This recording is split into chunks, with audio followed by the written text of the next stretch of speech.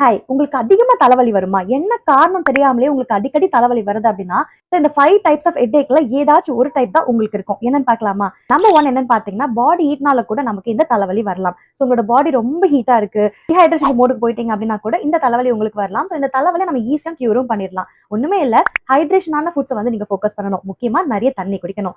2வது விஷயம் என்னன்னு பார்த்தீங்கன்னா, உங்களுக்கு கான்ஸ்டிபேஷன் ப்ராப்ளம் இருந்தாலுமே உங்களுக்கு தலைவலி வரலாம். அதாவது அன்னைக்கு டேல நீங்க மோஷன் பாஸ் பண்ணல, இல்ல 2 ஆர் 3 டேஸ் மேல நீங்க மோஷனே போகாம இருந்தீங்க அப்படின்ற பட்சத்துல உங்களுக்கு அது தலைவலியா கூட மாறதுக்கான வாய்ப்புகள் அதிகபட்சமா இருக்கு.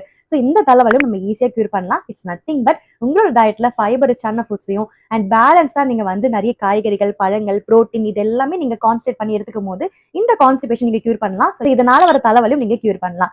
நம்பர் 3 என்னன்னு பாத்தீங்கன்னா, உங்களுக்கு பிளட் பிரஷர் அதிகமா இருந்தா கூட உங்களுக்கு தலைவலி வரலாம். சோ இந்த காரணத்தினால பிளட் பிரஷர் உங்களுக்கு இருக்கு அப்படின்னா அதை அடிக்கடி செக் பண்ணி மானிட்டர் பண்றது ரொம்பவே நல்லது.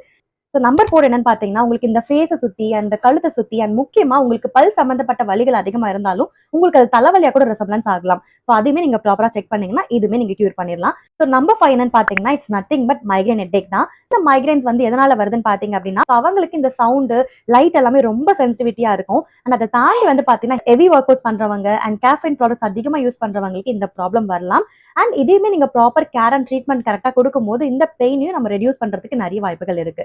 இந்த வீடியோ மூலமா ஹெட்டேக்ஸ் பத்தின ஒரு சின்ன இன்ஃபர்மேஷன் உங்களுக்கு புரிஞ்சிருக்கும்னு நினைக்கிறேன். சோ இதே மாதிரியான வீடியோஸ்க்கு மறக்காம ஸ்டே ஹெல்த்தி ஃபாலோ பண்ணிக்கோங்க.